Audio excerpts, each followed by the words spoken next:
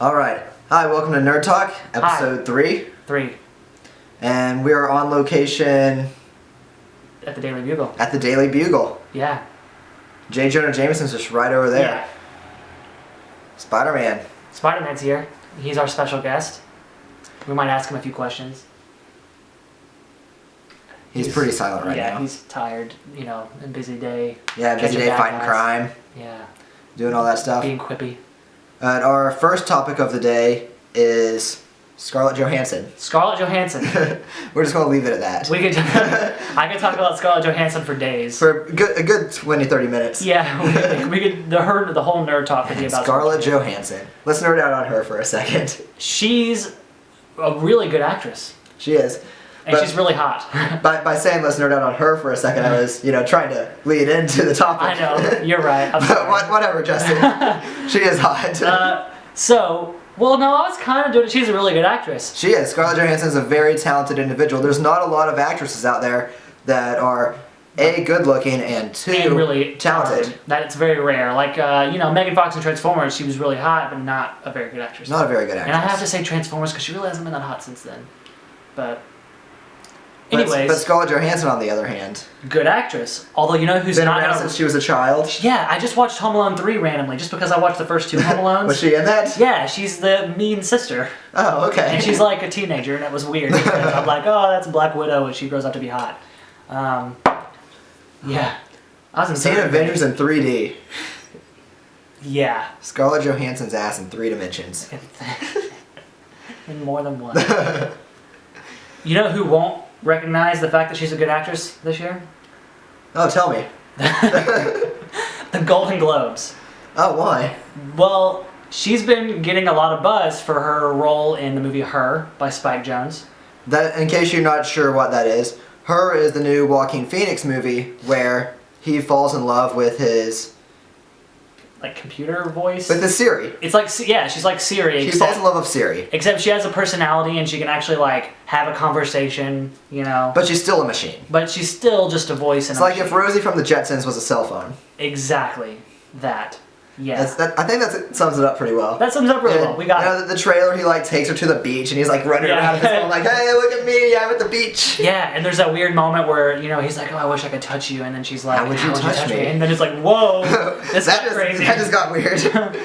comes out in a few weeks. But yeah, the only Scarlett Johansson is just the voice of, it's just the voice. And she actually won award I want to say the Berlin International Film Festival. I should have actually looked that up because Matthew McConaughey, I'm pretty sure, won for I think Dallas Buyers Club. Yeah. And she won for that, and so it's been a big deal. People have been wondering oh, is she gonna get could she be up for Golden Globes and Oscars and stuff? Well, the Golden Globes have come out and been like, no, F that. You just did a voice. You can't be eligible for Best Actress or Best Supporting Actress. But I think there's still talent behind just being a voice. I do agree. There's a lot of talent because it's not like they just kind of go in and record the voice. I mean, I'm sure some people do that, the ones who are just there for the paycheck, but some people get really into it. Yeah, you still have to, there's tone and all of that, the way you're speaking. Which, I mean, just from the trailer, you can tell that she's putting a lot into it. I mean, because of the things that she has to do. Well, she's playing a character. Yeah, it's a character. You're right. Now, but the reason I don't think she should be nominated, which, I mean, it's not whatever, but I feel like if they're going to nominate her for doing that voice role, then they should have nominated Andy Serkis for Rise of the Planet of the Apes or Gollum. Yeah, because he does a lot more than a voice. He does he does everything. He's still acting, and his performance in both of those are amazing. And there was a lot of rumors for him in Rise of the Planet of the Apes to be nominated, but they didn't want to do it. I mean, they just kind of shrugged it off. I don't think it causes as much controversy as there is for Scarlett Johansson.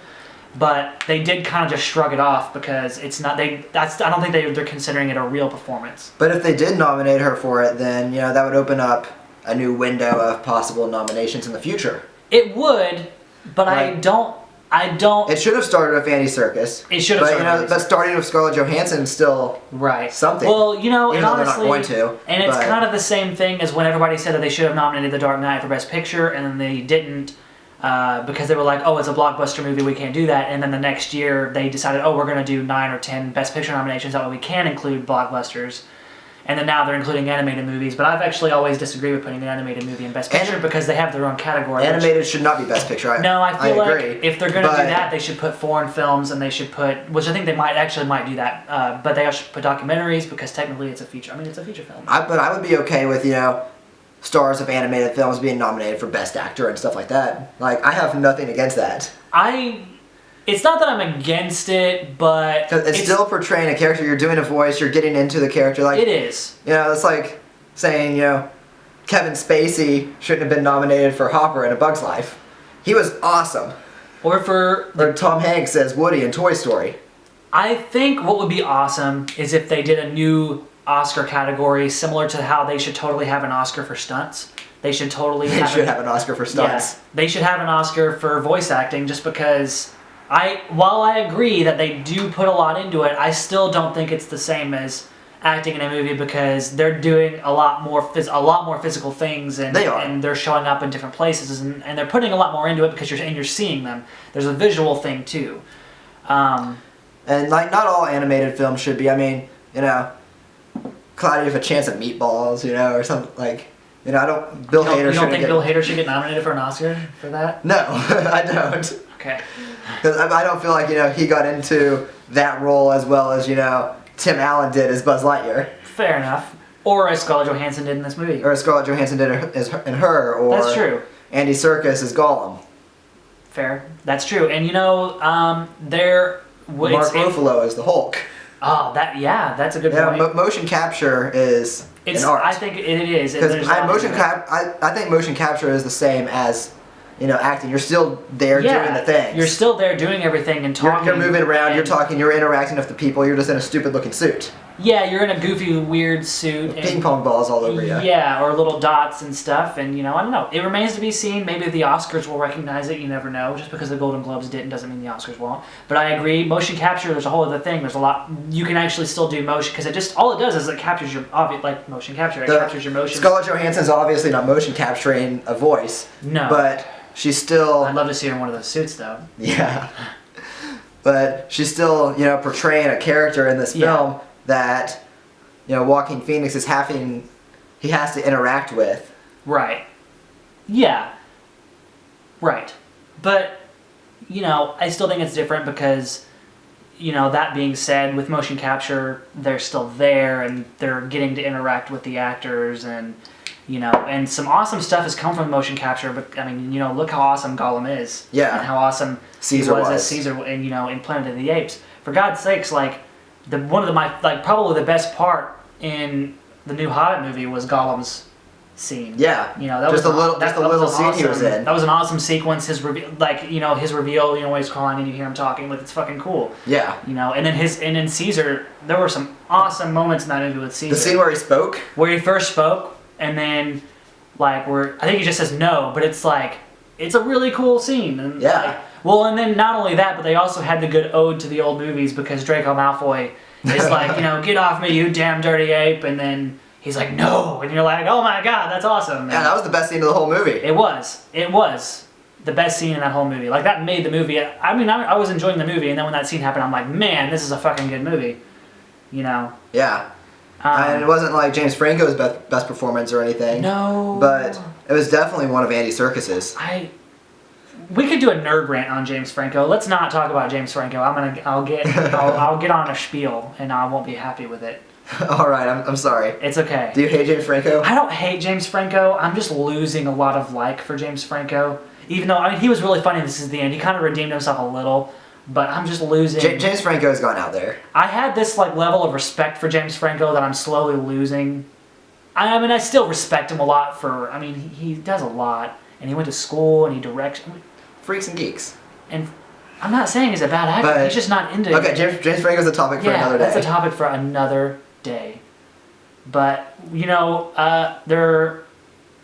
it's cool, the scene in Rise of the Planet of the Apes, which they're going to sequel to, which I'm excited about, because it has Gary Oldman in it.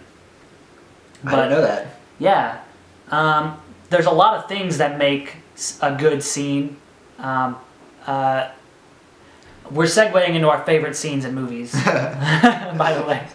I just want to throw that out there and be upfront. It's like, oh, random change of topic. Yeah. But like a lot of things constitute what makes a scene good. It could be like awesome dialogue. It could be awesome reveals or moments like Caesar saying no. Awesome action. Awesome action. Good acting, just like a good monologue. Maybe you're gonna cry. Yeah. Maybe like just a lot of things. Which makes one of my favorite scenes in a movie. Like I bawled like a fucking baby in Castaway when Tom Hanks is in the water and the volleyball's floating and Wilson's floating away. Dude, I don't think I've ever cried that hard in a movie. Really? Not very many movies make me cry, and it's usually for weirder reasons. But I'm not going to get into that. I'm never talking in front of the 20-something people that watch this. So I mean, I feel like that was a killer scene. Yeah, there's just a lot. It could be the way it's shot. For example, one of my favorite scenes in a movie, especially recent movies, is in Drive. That The scene elevator. in the elevator is so good. Like the lighting and how it goes into slow motion whenever Ryan Gosling has that moment where he realizes that dude has the gun, so he knows what's up. He knows what's going on. And then he kisses Carey Mulligan, and then it switches out of slow motion whenever he starts beating the shit out of the guy, and just the like intensity of that scene and the intensity of his performance and everything he's doing when he's just beating that guy, and then the moment when he looks back and Carey Mulligan's just staring, because there's like that's also what's so cool about that scene is how much like what happens with no dialogue, which is another thing that could help because like there's just the moment when he's looking at Carey Mulligan, there's like that understanding of like what she's just seen him do, and so it's like it's such a good scene, and that movie has a lot of good scenes, like the hotel scene when Christina Hendricks gets her head blown off, and I love Drive. That's a damn good movie. But and that scene in Old Boy in the hallway. Yeah, like there's all kinds of things that make that scene good, or at least two. It's the choreography of the fight and the fact that it's all one take. And and that blows my mind how it was just one take. Yeah, because there's so much going on. It's not just like a Tarantino long take where it's all good, where it's just dialogue and people talking, which is a lot of good ones of those in his movies too. But there's all the fight choreography, because if one guy messes that up, then you're screwed. Yeah, who knows how many times they took to do that, and it's an awesome scene, and there's a lot of good scenes in that movie too. But that one in particular is the one that always stands out. Skyfall. Skyfall, that's another thing, like character intros or villain intros or... Yeah, when you first see, I'm trying to think of the name of the villain that he played in Skyfall. Javier Bardem. Yeah, I can't think of the name of the villain that he played. But yeah, when you find out Javier Bardem's the villain... Yeah. When you find out he's the villain in Skyfall... Yeah, and that's another. It's like it's a long take. Yeah, too, because he has that speech that he's giving. Yeah, because like Bond is sitting in the chair and the elevator's coming down, and then he tells that whole thing with the rats and the that's a bitchin' scene. It's a bitchin' villain intro. Like that's a damn good villain intro, because the movie goes for a while before he even shows up. I know this isn't even movies or anything. I'm going to segue into TV real quick. Okay. But Lost. Yeah. With Ben Linus. That's true. When you first find out he's the villain, he's locked in the hatch, and they're beating the shit out of him. Yeah. And and he's not talking at all. He's just all bloody and everything. He's just sticking to his story. And then it's like the finale of that one, right? Where he walks up on the dock, and you're like, shit. Yeah. But yeah. But Ben Linus is one of my favorite villains of all time. Yeah, I agree, and I really like. And he had some awesome evil moments that made like. Amazing scenes in Lost, like for the rabbit, where he's like shaking the rabbit. Yeah. Because he has the heart monitor in it, and he just put that one in Sawyer. Yeah. Ben Linus is I know it's not movies, but it's a sweet villain intro. But it works. It's a good villain intro. They're a lot of good scenes, which TV has more good scenes. Anyways, but like Joker's reveal in Dark Knight, in The Dark Knight was awesome. Yeah. Because like you don't know, they keep talking about the Joker, but you don't know he's part of the crew, and then he talks, and of course people who knew the trailers, they're like, it's the Joker, but he has the line, whatever doesn't kill you makes you stranger, and has the mask off. Like it's a cool moment. It is, and it's the Joker, and he was an awesome Joker. I know we were talking about animated films earlier. Yeah. But when we first brought up this topic, one of the things that popped in my head was The Lion King, where Scar kills Mufasa. Yeah. Yeah. He falls and like Simba sees it, and there's the stampede. Yeah. Like that was a sweet scene. That is an awesome scene, and it's dramatic because as a kid, I totally cry as a kid to that when his dad dies. You just admitted to crying. Well, yeah, but I said it's not every yeah. But yeah, that's a good scene. Sid in Toy Story. Sid in Toy Story. Fuck that kid. Fuck that kid. Don't. Anyways, Stay Puft Marshmallow Man. Stay Puft Marshmallow Man. That is an awesome. That's one of the best villain intros ever. That is. But one is actually, goes there. It's like, are you a god? Yeah. I was expecting you to finish it. No. Then die. That whole thing is good, and then like the reveal of the Stay Puft and Ray's reaction, and that is an awesome Stay Puft scene. Marshmallow as a kid around campfires. Yeah. A movie that has a lot of good scenes. Tarantino is he has a lot of really awesome scenes, like Reservoir Dogs. The whole bit was stuck in the middle of the U song, and he cuts the guy's ear off. That's an awesome scene, and then so does Robert Rodriguez. Robert Rodriguez like does Dust Till Dawn with the Salma Hayek, where she's doing the strip, where she's up there dancing, and she gets on Tarantino. Then she's a vampire. Yeah, it leads into that stuff because and that throws you off. It does, and Pulp Fiction has two awesome scenes that I always think about whenever I think about Pulp Fiction. One of those is, of course, his big speech that he does, at the beginning, and you'll know mine is the other one the watch being up his ass? No, which that's a good scene.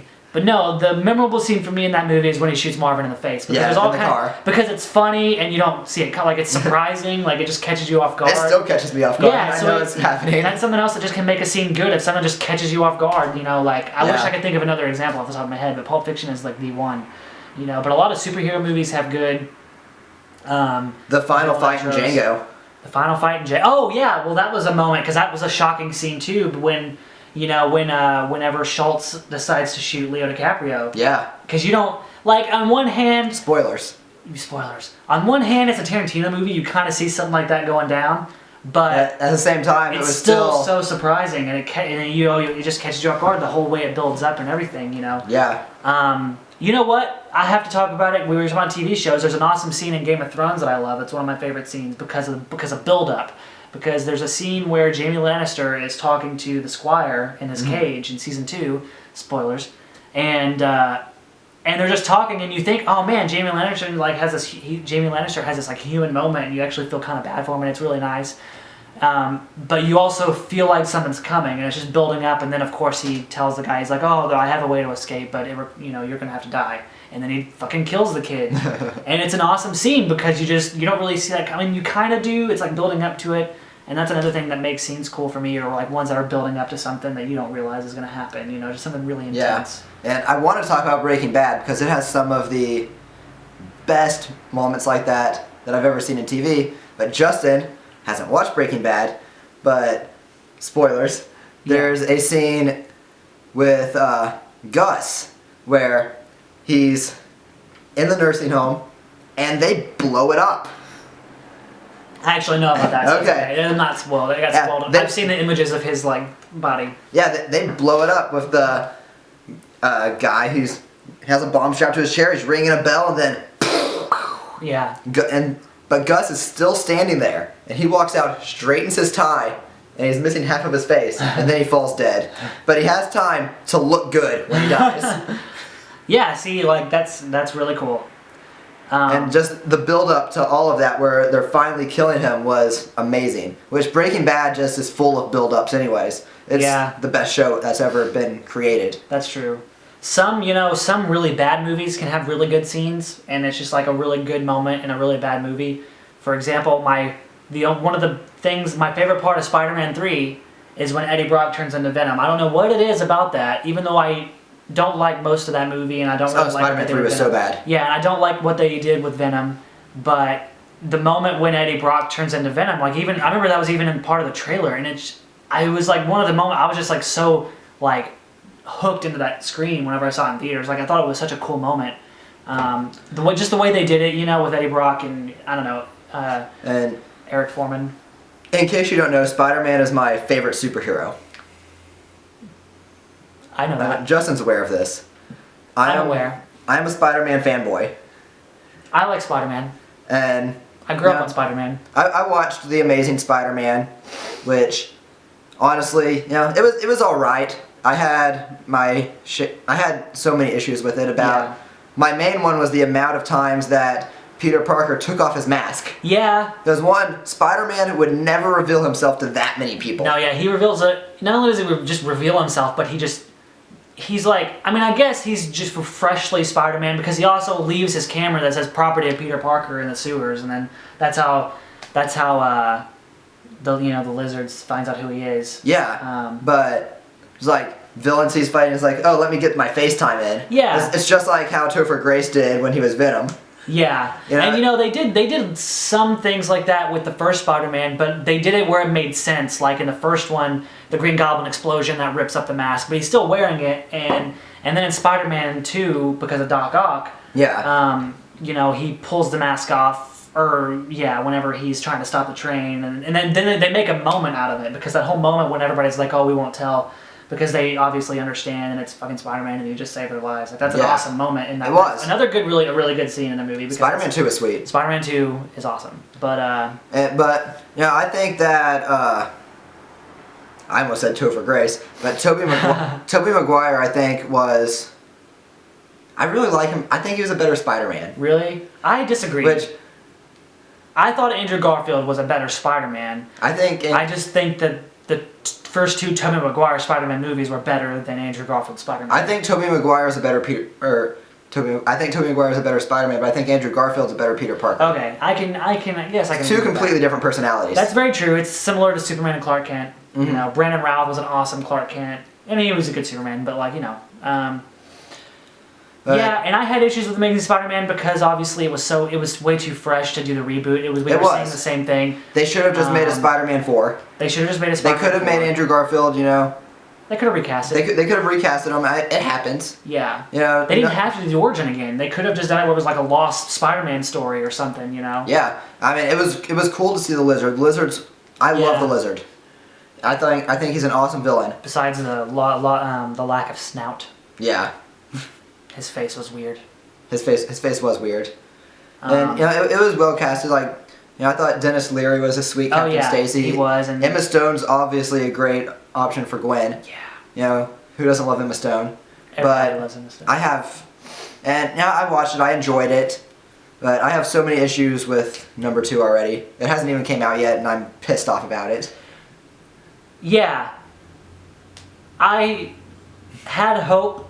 Because I kind of thought Electro looked cool, for example. Like, I remember being worried. I was like, oh, Jamie Foxx is Electro. And then I kind of dug the appearance and the blue and the way he looks. I think it's kind of cool. I don't. You don't like it? I don't like it. You don't like it? I want to see Electro. He doesn't necessarily need, the mask with the lightning bolts coming off of it. As sweet as that would be. I would fanboy gush over that. But I want him to have, his lightning bolt suit at least. And they could, have the lightning bolts, on his face or something. Tattooed on there, something like that. Or, yeah. I don't like the blue, and he has some chip thing right here that looks like that's what is giving him powers and stuff. Yeah, and then I was excited about Paul Giamatti being Rhino. I was too, but the pictures I've seen of Rhino, there's one where Andrew Garfield has Paul Giamatti's pants pulled down, and he has these heart boxers on. It's what's up with that? Yeah. And then they're trying to be funny. And then Spider-Man's all about his witty banter and stuff. It's so juvenile, Yeah, it is. I agree, and I was really excited when they casted Chris Cooper as Norman Osborn. Because that's awesome casting. Obviously alluding to Green Goblin, which could allude to spoiler the death of Gwen Stacy, which would be epic for a third movie or even in this movie maybe. I wish they had Mary Jane already in this movie. Well, they did, but they cut her out. They cut her out, yeah. But old Spider-Man comics, you always had Harry, Peter, Gwen, and Mary Jane all hanging out. They were 4 friends. Right. Which would be cool, but they released this poster today, I think it was today or yesterday, and it's just a big poster where they've got Rhino and his monster Power Ranger Zord. Yeah, he looks like a fucking Power Ranger Zord. That's not cool. Yeah, it just looks like a Rhino. He doesn't look like a man, Rhino. He just looks like a machine Rhino. Which, I want to see the guy in the bulletproof Rhino suit that's giving him all the strength and everything like that, where it's his suit's Rhino hide. Right. I don't want to see Paul Giamatti in a mech. Yeah. And then on the right side of the poster you see Electro, obviously, who we've seen before. But then in the center flying up you see who you You assume see, is Green Green Goblin. Goblin has the Goblin glider and everything. Yeah, and then on the Electro part, there's like a close up because they have like their faces on screens because it's like it's happening in New York, in Times Square or something. So I've got it all on the screens, and you can see what I assume is Green Goblin's face because who else's would it be? And it looks like Dane DeHaan, who is playing Harry Osborn, and I'm not cool with that. Well, I'm not either. I mean, Norman Osborn is the Green Goblin. He's evil. He has his goblin costume, and they make it look like is like he's like morphed into a goblin. Yeah, and which I don't find cool. Yeah, and I mean I don't like that either because not only that, but it's not. It looks like he's just a small goblin because of the little picture. He's still a scrawny being. It's not like he's a large I'm a big goblin, like intimidating or anything. So I'm just afraid it's going to look lame, and I don't like that he's going to be Green Goblin and not Norman Osborn. Unless for some reason they're like, oh, well, maybe Norman Osborn wants revenge and he becomes a goblin for the third movie or something. But yeah. But, I don't know, I do think it's cool that they're leading up to the Sinister Six. I think the Sinister Six will make for a really cool Spider-Man movie. But it'd be really epic. And, they've also announced that they want to expand the Spider-Man universe and possibly have solo movies for villains and stuff, which I think only some would be good for that. Like maybe a Venom movie could be neat because they do have solo Venom things, and and Venom could use his own movie. That'd be cool if they ended up bringing in Eddie Brock and putting Venom on him. Because Eddie Brock always suffered with he wants to be good. Yeah. But Venom's like. Yeah. If you know what I mean. Yeah. No. By that sound. Yeah. No. I totally get it.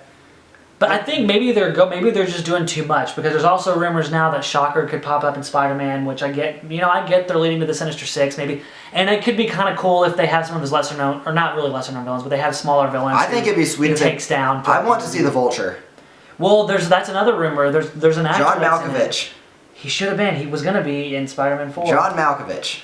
But they have a guy, Colm, I don't know how to pronounce his name, but his name is Colm, I think it's Colm Feore, who's cast in the movie, and there's rumors that he could end up being Vulture. Which he would work. He has the look. He has a face. Yeah, he has a face. He has a face. But, I don't know. I'm just getting concerned, but I know Spider-Man's your favorite superhero. Spider-Man can beat anyone up. Spider-Man can't beat anybody up. Spider-Man can beat anyone up. Not anyone. Are we You know what? I was going to ask, do you mean comics in general or just the Marvel Universe? But I think comics in general. Yeah, I think there's people. Superman can obviously beat Spider-Man. No.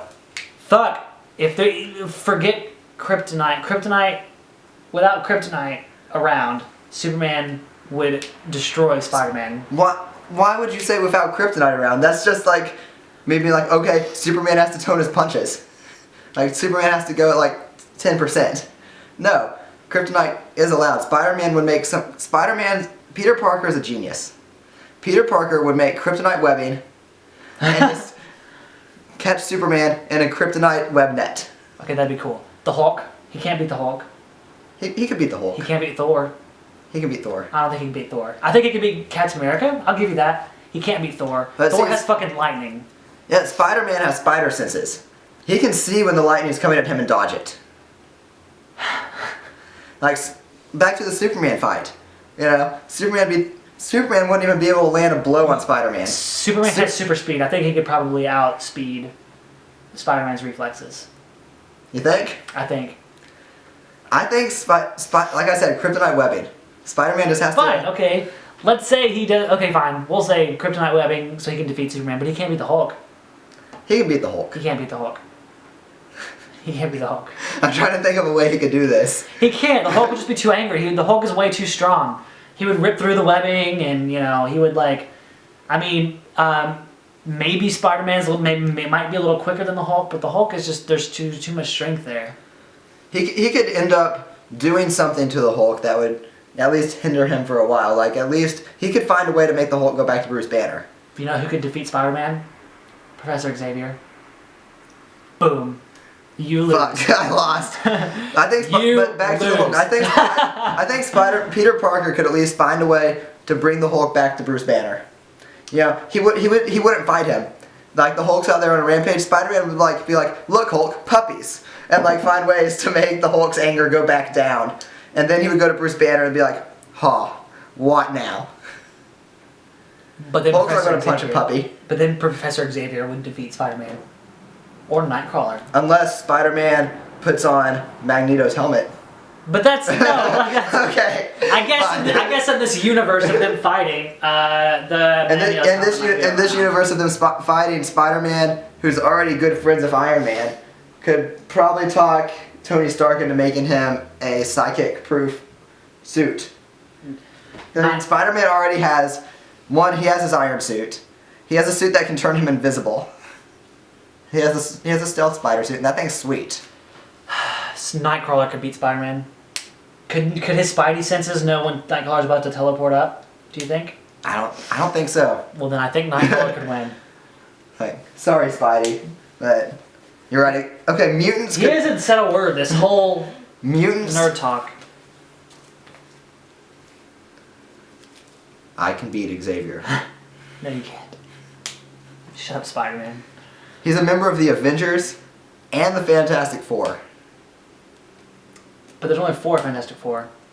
Yeah, but well, The Human Torch could beat Spider-Man. see, the Human Torch died, and then Spider-Man took his spot because that was in the Human Torch's will. And then the Human Torch came back, and so Spidey wasn't part of the Fantastic Four anymore, but he's still part of the Future Foundation. Human Torch could beat Spider-Man. Spider-Man can't touch him, and his web's Nah, not burned. Spider-Man can beat the Human Torch. One, they're best friends, so they they get into little fights all the time, but The Human Torch will win. I don't think they're gonna kill each other. The Human Torch would probably win. He can go supernova. He can go supernova. I win nerd talk today. But I still made Spider-Man beat Superman. You know what? I'll give you that. If Batman can beat Superman, then Spider-Man can. Batman versus Spider-Man would be a sweet fight. That'd be a fun fight. All kinds of gadgets and intelligence. They both have the brains, Batman and Iron Man would be a fun and fight. they're both very agile. I mean, Spider-Man could see the Batarang coming and dodge it. Spider-Man could probably catch the Batarang of his web and send it back at Batman. That's true. He did that with Green Goblin and the He did it with the pumpkin bombs. Yeah, the pumpkin bombs. Yeah, Spider-Man can beat Green Goblin. Willem Dafoe was such a good Green Goblin. He was. Gosh. You know what I really want to see, speaking of Spider-Man? What? It'll never happen. Him and the Avengers? Yeah. That's not what I was thinking. Okay. But yeah, no, what I really want to see is Norman Osborn become the villain for the Avengers. Like, not Green Goblin, but Norman Osborn himself. As like his sadistic, maniacal, crazy-ass motherfucking self. That's true. And end up creating the Dark Avengers.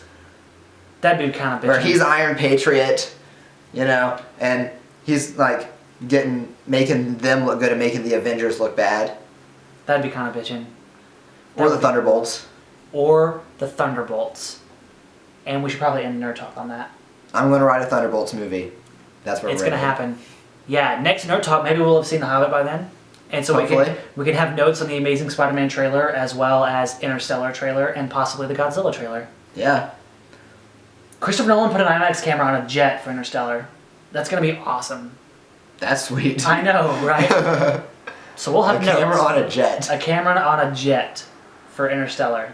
Starring Matthew fucking McConaughey. You know what I want to do? I want to film the first movie actually filmed in space. Yeah. You mean the second because of gravity. That wasn't actually in It was space. totally in space. Come on, Derek. They can't CGI space that well. You're right. Yeah. Alright, that's where we'll end at. Thanks for watching, I guess. Yeah. Always. Thanks for Thanks. watching.